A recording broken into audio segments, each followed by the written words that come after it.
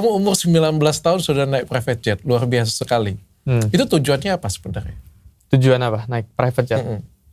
Ya buat social media, keperluan social media ada, buat experience juga ada, buat pengalaman lah. Kapan lagi kan? Itu pada saat itu masih umur 18 kok.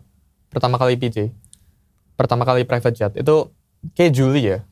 Sama Ko Richard juga.